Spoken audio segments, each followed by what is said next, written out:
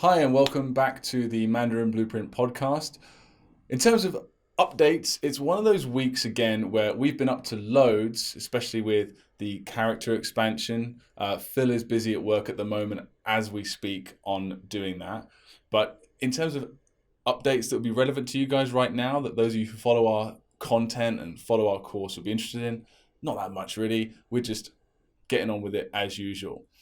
Now, as for today's podcast, the actual content, we've got a ton of stuff, and I don't want to really waste much time talking about anything else because we've got so many props, so many maker movies this at the moment.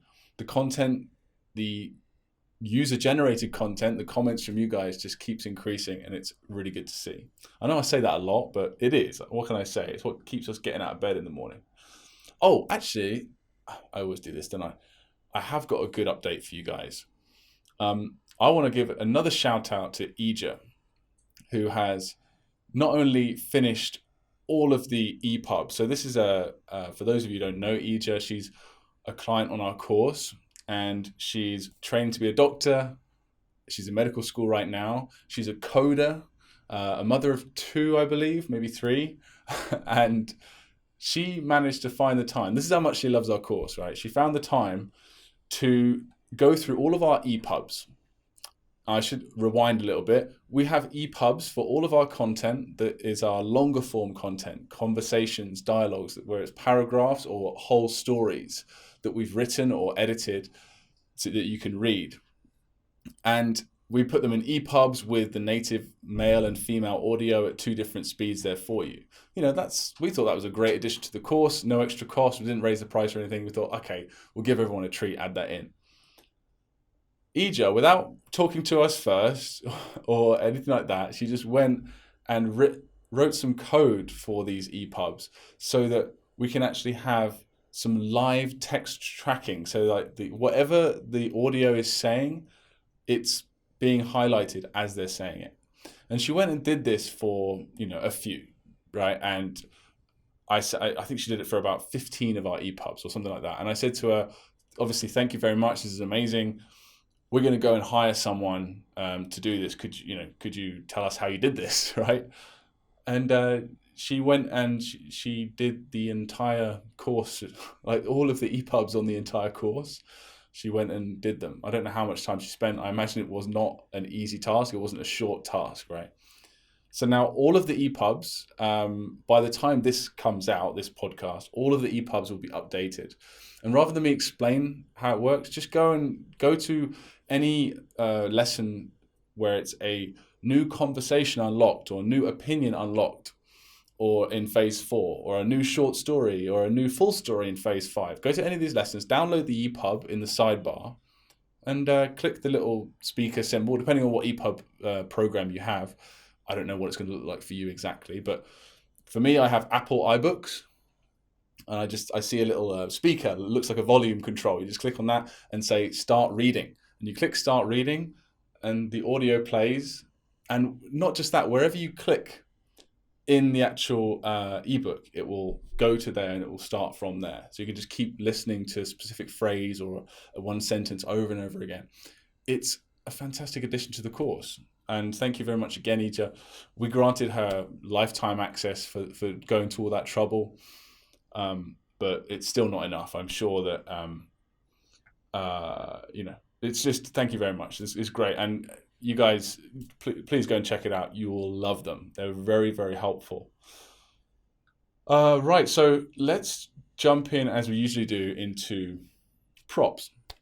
So again, for those of you who aren't on our course or have just sort of stumbled across this podcast, this all might sound a little bit strange. Well, props, actors, sets, these are all aspects of our patent-pending mnemonic visualization system called the Hansa Movie Method, where we teach you how to learn any Chinese character by creating your own mini movies in your head made up of people, places, and objects from your own personal life that you choose. And it works. And I think it works better than any other method that exists for learning characters. And we've got an ever-growing fan base, an ever-growing client base, and because of certain people, they comment so much. I think that encourages people, more and more people that wouldn't normally comment to do so. And of course, we every comment we get that is related to the course, we try our best to read it out on the actual podcast weekly. So we're just going to go through some of the cool stuff that some of our really cool clients have come up with this week. So first we've got William EDMEADES. He's given us a bunch of content this week. I won't keep reading his name. I'll just read it out what he's got. So props are the objects. Please, in the show notes, if you don't understand anything I'm talking about, you can click on links that explain every aspect of what we're talking about step by step. So first, pick a prop for Yao, which it is Yao, I believe it's the first time. It's not a very common character, sorry. I'm a bit rusty on that. But it means death, I believe. And he's chosen FrancisM, a talented Filipino rapper who left this world too early. Super obscure, but imagine if you're another person that knows who FrancisM is. You're going to be like, yes, it's the perfect prop. Pick a prop for Li, which means sort of standing or to stand up. To stand. To me, it looks like a birthday cake. So he's gone for what it looks like as opposed to the meaning. The cake is I'm going with the classic. The cake is a lie cake from the game Portal. I played that. Do you know what? It's a fantastic game. I just can't remember. So long ago. Another thing as well, like if you do play computer games, that's a way of. There's two ways actually that I've found. Obviously, I don't play them as much as I used to, but like. There's two ways I found where you can actually sort of play computer games or play them even more and feel good about it. Not feel guilty you're wasting your time, especially when you get over 30 like this guy. One way is to play them in Chinese. And make sure you read everything as well, or at least try to. Everything you must read. And if you get Chinese audio as well, that's very rare, but you can do it with a lot of PC games that are popular in China, like Diablo, stuff like that. Anyway, you get it in Chinese. And what was the other one? That's another reason why I was going to say. Play in Chinese. I forgot the other reason now. I can't remember. Anyway, that's good enough, right? So to play them in Chinese, it's a way of studying. That's what you can say to your other half or whoever might be judging you or yourself. Good. So we got the next one is. There's another you give another possibility for Li, which is, it looks like one of those old British lampposts. Hey, it looks like that. Fantastic. Oh, I know what you mean, actually. Yeah, the ones with like the lanterns on. I think I know what you're talking about. Pick a prop for In, which means sound, which would be very close to this character in the sequence, the Li character in the sequence, because it has it inside it. It's got sort of stand on a sun. It's chosen the musical instrument of choice should be fine. It could also be a school bell or an air horn. Anytime you can get multiple senses going in these scenes. So if you choose objects that make very distinct sounds, that's very good. It's a good choice. Pick a prop for 穴, as in hole. 洞穴. Oh, 穴, sorry, second tone. I need to start studying these characters more, apparently. A jackhammer. Well, a jackhammer makes a hole, doesn't it? Fantastic. So another one here is for qin, which means it means a couple of things, very different. I guess they're sort of related. But qin by itself, it's got the meaning of intimate or sort of a close relationship. So you can say, 我们的关系很亲密. 亲密 is like between friends or, well, it could be anyone really. It could be relatives. We're very close. We have a very close relationship. 亲戚 is relatives, and 亲 as a verb means to kiss. So 亲我, that's quite nice. So now William's gone with a bonsai tree, and I can only assume that he's done that because 亲 means very close relationship, people you care about, and you need to take care of bonsai trees incredibly well for them to grow, as far as I understand. So that seems to be a good enough sort of connection there. Good enough for me. Mel has gone for pick a prop 知 or 只. As a third tone, it means only. 知 as a first tone, it means a measure word for small dogs or small animals in general. And Mel's gone for something based on the appearance. It says it looks like Earth zooming through space. And this is a very rare and very clever connection where you connect both the appearance and the meaning. It's very cool. Only one of our system's 8 planets to call home. 8, you see, you even put 8 in there. 8's actually sort of the bottom component there. That's very clever. Very good. So there's 3 connections to one prop. If that was like sort of just, sometimes it just comes to you, stuff like that, which is really fortuitous. But think about that. Mel's going to help out people in the future. Because I wouldn't encourage people to sit there and try and think of something that smart for every prop, because it wouldn't be worth it in the long term, you know. But if it just comes to you, or you read someone else's comment, that's why these comments are so useful. Like someone can read that and be like, yes, thank you so much, next, and it speeds their process up, you know. So thanks for taking the time to share that one. Pick a prop for shoal, which means head. Well, it means like head as in the leader of a group, right? The head of a committee or something like that. And Connor Griffith has gone for any of the heads in jars from Futurama, or the head of my actor in a jar. That's a good one. Yes. Although it might get confusing, but you have to imagine it very clearly. But yes, I'd go for Richard Nixon there. Richard Nixon was hilarious as the head, one of the heads in Futurama. NATALIA BEREZINA. She's been commenting a lot recently. Thank you very much. Pick a prop for Qiang, which Qiang, what am I talking about? Sorry, sui as in like although, sui ran. Sorry, Qiang. Sorry, I just, before this podcast, I've just recorded I did like a 3-hour recording session. We're doing a brand new sales video for the Mandarin Blueprint method. So I'm kind of like, I should probably rest, but I'm not going to. I'm going to power through. Pick a prop for Sui. This is very cool as well. Frogs eat insects, so I went with the frog. Why? Well, because if you look at the character, it's made up of mouth at the top and bug, chong, which represents bug. So eating a bug. Yeah, frog eats insects. That's very cool. Very nice idea. Connor Griffith on pick a prop for qi, which I believe we've given the definition of other or that thing. I'm using the monster from The Thing, which is terrifying. There's a lot you can do with that as well, actually. Very nice idea. Very nice idea. William again on pick a prop for Nai.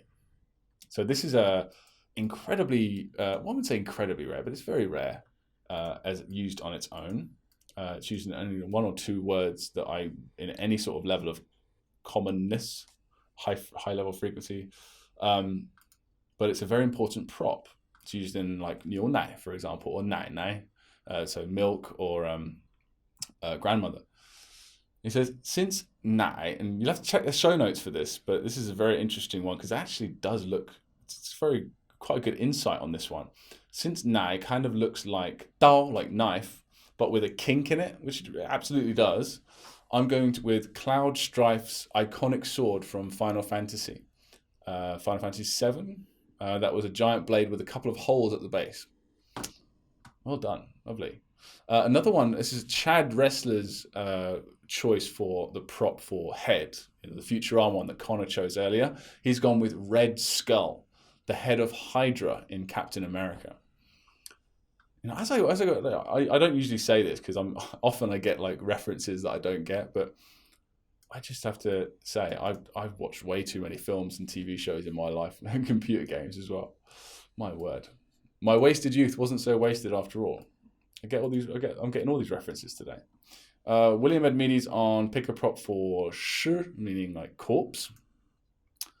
Okay, well he's gone with an axe. Why not? I mean, it means corpse, right? That's how it's used, like shirti. But it looks like an axe, so yeah, why not? Go with an axe. Pick a prop for qi, meaning number 7. Giant pair of fuzzy dice, lucky number 7. That's why we suggest dice, like the ones you hang from a rearview mirror. Actually, that was actually mine, I believe, when I did the method. Yeah. big fuzzy dice, big pink fuzzy dice. Pick a prop for hu, which sort of, well, it means doorway, or window, sorry. Bank teller window reminds me of the days I used to play RuneScape. Endless hours spent at the bank, depositing random stuff I accumulated on my adventures. Haha. Easy to imagine a real life version of one of those bankers. And looks like William is similar to me. Our wasted youth, William. It's not so wasted anymore, is it? Haha. Chad Wrestler on pick a prop, meaning straight. The oversized pen that requires two hands from the movie Cat in the Hat with Mike Myers. Well, I guess because a pen is just incredibly straight, right? And there's actually a word in Chinese, 笔直, which means as straight as a pen. Just means incredibly straight. Pick a prop for 欠. So this one means to owe someone. And William has said The Godfather. Fantastic. I can imagine a lot of people owe him favors because of his office they can't refuse. Fantastic. And next we've got Paul Tomasovic on pick a prop for 三点水, like the water dots on the side. Kind of reminds me of the sprinkler heads that you see on lawns shooting out drops of water. Absolutely. Very good.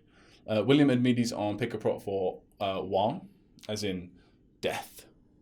If someone, something, or to perish rather, that's fine, either way. If someone, something is perished, it could also be known to be erased. So I'm going with the lead singer of the Eraserheads, Eli Buendia. Great. Okay, that one I didn't get that one. But good. Well done. Excellent. Just a couple of actors this week as well. Actors are people that represent the pinyin initials in this mnemonic system. Greg Reed has gone for casting call for CU, which should be how would you say? Sorry, it should be a fictional actor. So CU's gone for Captain Underpants. That doesn't sound real. It must be real though. Captain Underpants, Mackay Albert on casting call for ZU. So ZU. So again, it's an U sound. So it must be a fictional. He's gone with Zorro from One Piece. Now, I actually had to look this up because I'd never read this in English, but I love One Piece. Or at least I don't love it. I mean, I like it a lot. It's very good content if you're maybe an intermediate level, or you're an advanced level and you're feeling a bit lazy, or you just want some good spoken Chinese. Because the Chinese versions of the comics, which you can download from any free comic app, they're everywhere. There's hundreds of volumes. And the storylines are simple but entertaining. They're funny. They're short term, like every single little book has its own mini storyline. Then there's like a series of books that will focus on being in one particular place or dealing with one particular problem. And then there's, of course, the overarching long-term storyline of, him trying to be the best pirate or whatever. It's cool. It engages you, and you're always... I very rarely come across a character I don't know. And I know 3,500 characters. And whenever I come across a word I've never seen, it's almost always a really cool, common spoken phrase that I'd never heard, but I'm sure is useful, and it's very rarely formal. They do have that too, but it's mainly just really useful spoken stuff. So, Mackay, looks like you're a bit of a fan of One Piece, so you've got a lot to look forward to, because it won't be too long before you'll be able to start checking out these One Piece comics, and check them out already. Have them there on your smartphone, ready to open for when your level is high enough to consume them. So next, let's move on to movies, and we've got quite a few. I think we have 11 different movies today, or at least ideas. So let's power through them. So we've got the first one from Greg Reed. This is just 2 words, but it says it all. And this is a great idea. Just give the keyword connection. So make a movie for ma, which means basically it's like a question mark for yes or no questions. you know, 你是英国人吗? Are you English? You know, it's just a simple yes or no question. Greg has gone for a polygraph test, a lie detector test. Isn't that great? That's so simple, yet so effective. And I'm sure lots of people are going to use that one. Really good. Just 2 words. You don't need to necessarily explain the entire story if you don't want to, that you came up with, but just that concept is going to help a lot of people. Chad Wrestler, make a movie for Jian, which means to see. The props are the Eye of Sauron. Yeah, actually, do you know what? We recently changed this. I recently changed this. I was going through all the characters, just making some tweaks and stuff.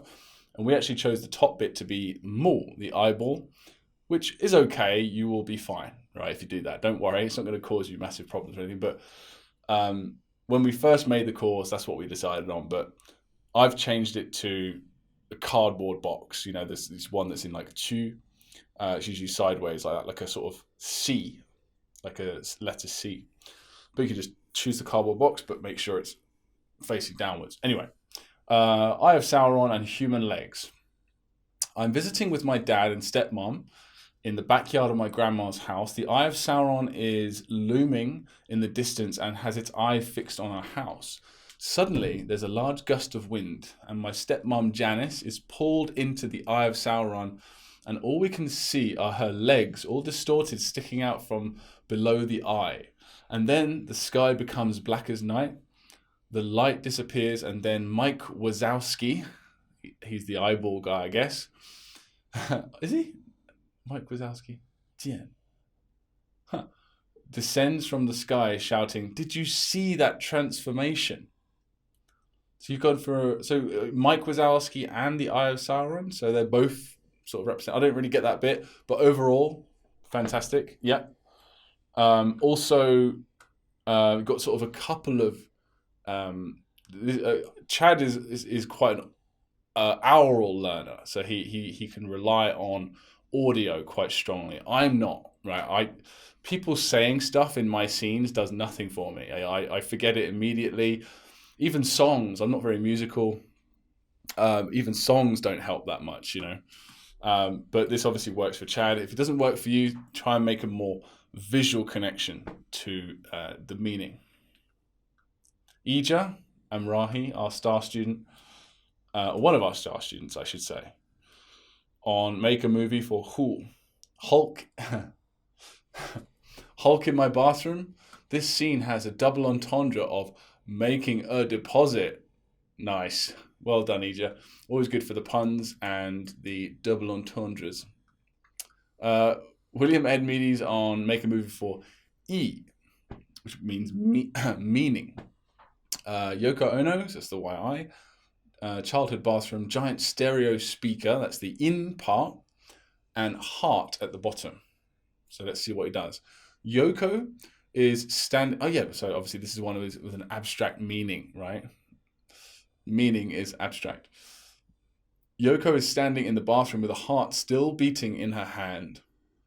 She places it on the ground, picks up a nearby speaker, and slams it onto the heart, causing the number 42 to be splattered in blood all over the walls.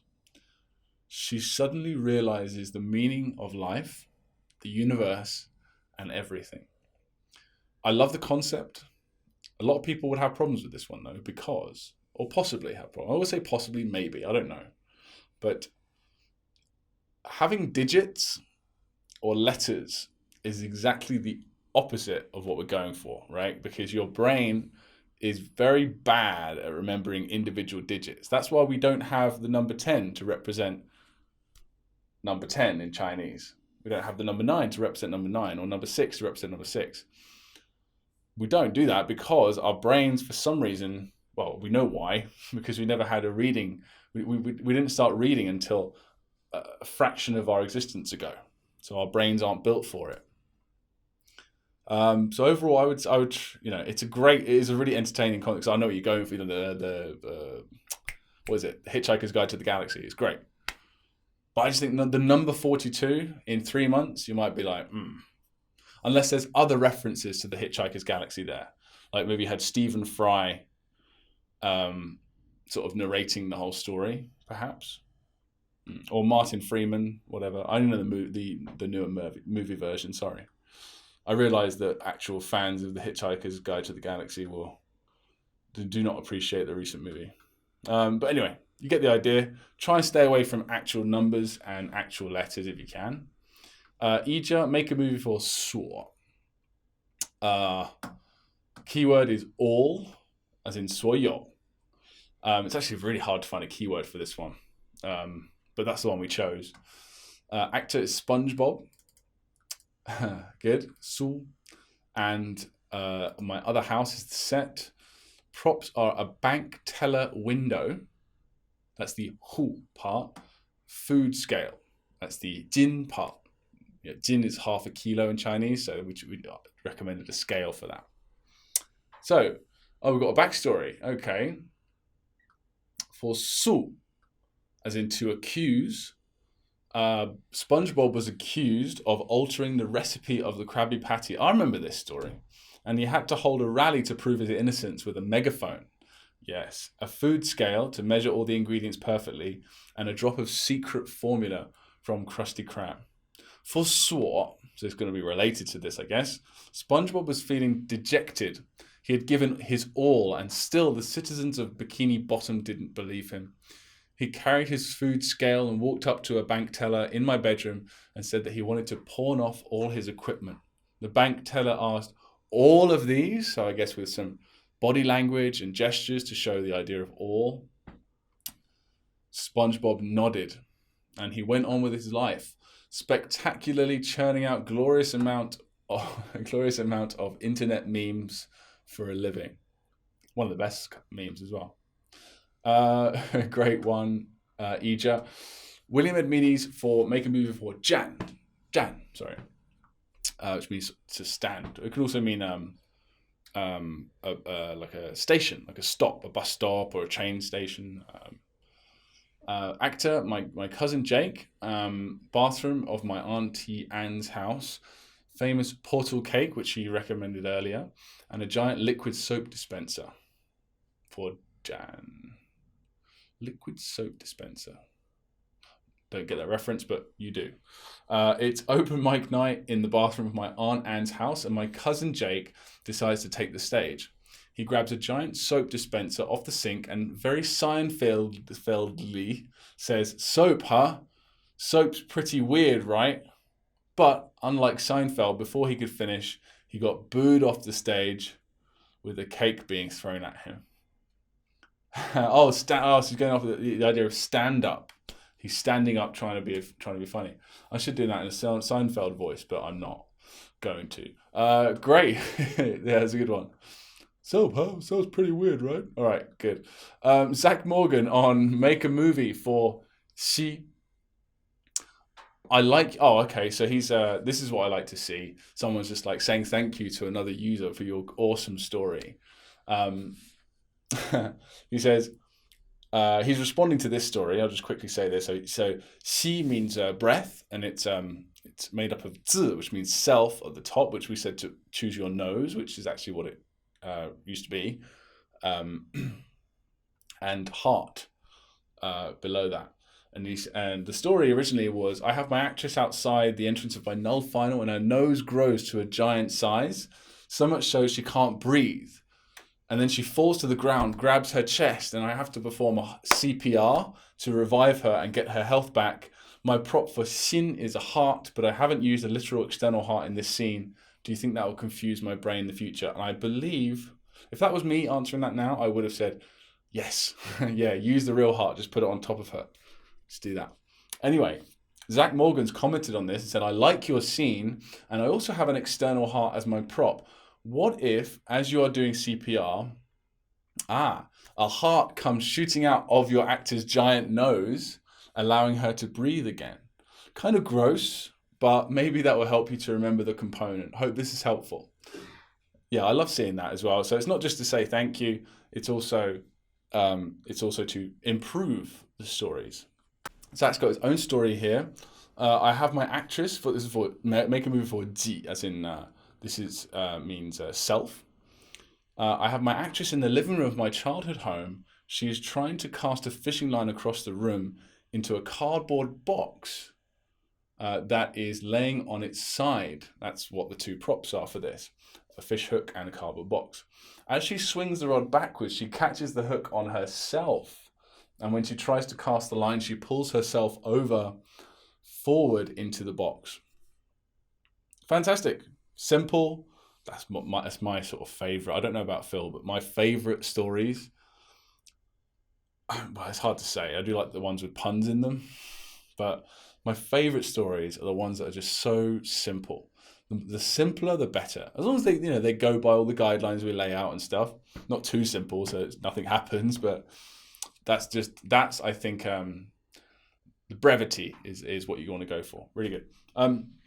Make a movie for N, which we've sort of chosen. Again, it's hard, but we've chosen the keyword just to be what's the answer, because you sort of put that at the end of questions like N, and it has that tone to it. So we've got Rolling Stone's mouth, the mouth, axe, which he chose earlier, and a pair of fuzzy dice, which he also chose earlier. So let's see what he does. So it's 3 components, 3 props. Rolling Stone's mouth and Nicolas Cage, he'll be the actor for this, on the roof, because it's a 5th tone, of my E set. Nick is doing a bunch of crazy faces, as usual, like you see in the memes, while menacingly clutching an axe in one hand and the dice in the other. Join me or the dice gets it, he says. The mouth is crying hysterically because it doesn't want to join the dark side, but also it wants to keep its precious dice out of harm's reach. Hurry up, Nick says again. What's the answer? So she's obviously shouting and getting very in. That's really good. That's very intense, actually. Hilarious and intense. Memorable. Make a movie for Gan. So we've got a cup of tea. Granddad. Yeah, so actor's granddad, set outside my entrance of Aunt Anne's house. Cup of tea, that's 20, right? So this is Nian. It's a very rare character, which means 20. And we just said 20, cup of tea, whatever. It doesn't matter, as long as the connection's there. And a razor blade, or something that's related to the number 20 is fine. And a razor blade inside it, right? So Granddad and I were having a nice chat on the front steps of my AN set. While he wasn't looking, I guess, I slipped a razor blade into his tea. Unfazed, he drinks it he did see. And he drinks it anyway. I was surprised that he was still willing. I forgot to mention, Gan means willing. That's what it means. It's a very rare character. I was surprised that he was still willing to drink the tea after what I put in it. When I asked him why, he chuckled and he said that's what they used to do during the war. Good, and I can imagine, because it's abstract, we like to suggest that you go over the top a little bit with these things, because it's very abstract. Like as he's drinking it, he's saying, like he's making it over the top. He's like, I'm still willing to drink it. I'm still going to drink it. Ready? You watching? Okay, ready? And he's like smiling as he does it, because it's like nothing. Just overact a little bit. That's what we like to do. But fantastic. Really good concept. All right, next one.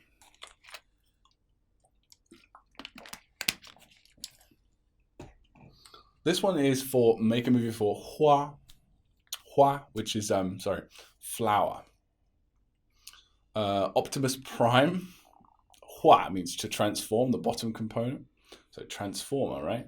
Optimus Prime, and a rose for the Cao at the top, the grass or whatever component.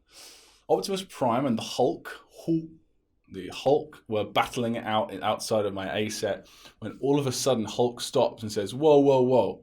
Why are we fighting? Please accept my apologies," and picks the most beautiful rose from a nearby bush and offers it to Optimus, who promptly blushes and accepts it.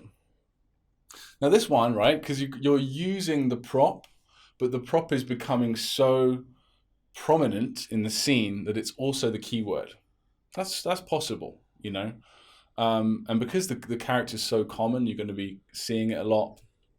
I don't think that's a big issue. I mean, I personally might, just as an insurance, I might just, I'd take this single rose and I would maybe put it as sort of like the main part of an arrangement of other flowers that are not roses and give to Optimus. Or I put it in his thing and he grows flowers all over him, as just something that's separating the prop and the keyword, like, so they're two separate things. But I'm just being picky. But yeah, that's excellent, really good, nice and simple. That's what I like. The last movie of this week is Chad for Make a Movie for Straight. Now, we already saw his prop for Straight, which was a pen. Maybe this is connected. So we've got, so this is made of 3 components, which is razor blade for the bottom, the Eye of Sauron, which is the eyeball, mu, and then cross, which is number 10 in Chinese at the top. So let's see what he does. I am with my brother-in-law in the kitchen of my childhood home, where the Eye of Sauron now stands. My brother-in-law was recently converted to Christianity and is railing against the demonic eye. Dressed as a Knight Templar, he rushes up to the Eye of Sauron, slicing through the bottom while stabbing it through the middle with a Christian cross. That'll do it. The entire time he's doing this, he's shouting the last part of Isaiah 43. Make straight in the desert a highway for our God. That's so cool. Scripture in your scenes. That's really awesome. And that just goes to show, whatever you're passionate about, whatever you believe in, you're part of a certain religion, you have a certain hobby. You can, not to equate religion with hobby, but you know what I mean. You can take your personal life and make it a part of your scenes, which you create every day. It's really fun, right? So, that's the last one for this week. So thank you guys for that. It was really good movies this week. Let's move on to just some bits and pieces that we can't really categorize. We just put in the miscellaneous section. Okay, so let's see what we got. Okay, so the first sort of miscellaneous thing that we have this week is from Kenneth Morgan. Make a movie for Shang, meaning above or on top of. And he says, a very understandable comment here. He says, I'm a bit confused here. In the divination character, that's sort of the thing that looks like a lowercase t at the top. The drop was a downward sloping line. And we'll have an image up here showing you the 2 different characters. So a downward sloping line. Here we have a horizontal line, and it's written differently as well, which seems to make it a completely different character, since that particular line is more like a razor blade. Absolutely. When we use the magic wand prop, is it always a horizontal line, or can it be a downward sloping line? And the answer to this one is it's the same exact component. It's just written differently. It's kind of like how when some components are sort of squished to the left or squished to the right, they slightly change. And sometimes, depending on how much they change, we make them a completely separate prop. So for example, Zhen, meaning person, sort of looks like an umbrella or the top of an umbrella. When it's to the left of a character, it looks completely different, or at least it looks different enough for us to say, okay, we'll give that a separate prop. It's not even recognizably the same thing. Whereas this one was kind of, to be honest with you, it's kind of on the border, because it looks very similar, but they're written with a different stroke and stroke order. But no, sorry, they're written with the same stroke order, but the second stroke is different. And so we were kind of like, I still don't want to create extra work for you guys unnecessarily. So we just made it the same prop. But yes, the answer is they're the same prop. They're written slightly differently in certain situations, but it's never been an issue trying to remember, because it's almost identically the same, right? So sorry that confused you. Get in touch if you think that we should make that a separate prop. Let us know. We're always open to changing little aspects of the course, and even bigger aspects of the course, if we get enough push from you guys to do it. So sorry about that, Kenneth. But you get used to it really quick. This is a good question. So Sydney Green on New Vocabulary Unlocked. 发生, meaning to occur or to happen. Why has the position of the l character changed in these two sentences. 这儿附近发生了什么呢？ Sorry, 这儿附近发生了什么？发生什么了？发生什么了？ So basically we've got the le directly after 发生, and we've got it directly after 什么. So just one more time, it's 发生了什么 and 发生什么了. And he said, what's the difference? Why is it in two places? And do you know what, right? My instincts were like, these are the same. And they were right. My instincts were right, but I had to go and check because this sort of question is like, it's very high level, and I wanted to get not just a native speaker's opinion, because I mean, I have a lot of friends back home who I'd never ask about English, let's put it that way. But I actually asked, I'm very lucky to have two essentially scholars, Chinese scholars, for my parents-in-law. I actually have two sets of parents-in-law because my wife's adopted, and her adopted parents are incredibly well-read and incredibly smart. Her mother, her foster mother, has been an editor and an author for, well, many, many years, maybe 20 years or so. And she edits a magazine. That's still her job today. And she knows the language inside out. Like modern Chinese, she could like write exams and stuff like that for Chinese high school students. And her father, or foster father, is essentially an ancient Chinese scholar. Like he knows just as much as his wife about modern Chinese, but he also knows about ancient Chinese. So I asked both of them, and I can just text them anytime. And I've got these super smart scholars on the, and he immediately said, no difference, but, oh God, I can't remember which one he said was the most common now. I think the second one is the most common that he said, but I can't remember. But it doesn't matter, because they're the same, okay?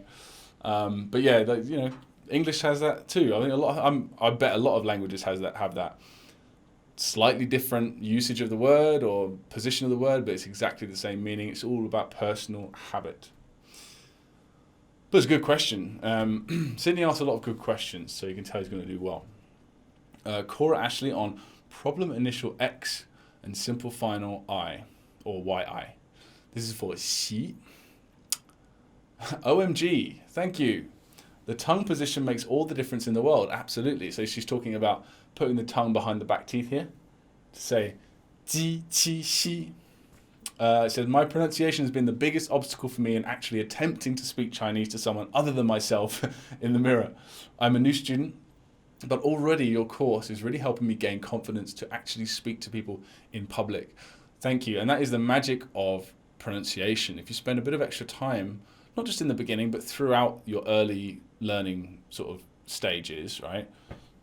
It will pay off massively. Shadowing is great for that. Look into shadowing, just search our blog. We've got loads of stuff on that. And one last thing here from Connor Griffith on, I believe it's a conversation that we have in phase 4. 你喜欢做什么? This is a good one to end the show on today. So, my spirits were a bit low today, but after being able to read that, as in the conversation in Chinese, that because Connor Griffith has been smashing the course, he can actually read the entire thing with little to zero help from English translations or pinyin. So he can read that entire story. After being able to read that with relative ease, that injected some energy into my veins. I was even able to get an understanding of it with the native speed. Still a bit too fast, but I've begun to see the light at the end of the tunnel now. These conversations and opinion pieces really keep a person motivated. It's so good to hear that. Thank you so much. And you know, that's going to encourage us to make more, you know, because it's so good to hear that. It really is. I'm glad it helped. And I don't know if you said your spirits were feeling a bit low just in general, or because of, you know, Chinese sort of beating you down a little bit. But either way, I'm glad that sorted you out and cheered you up a bit.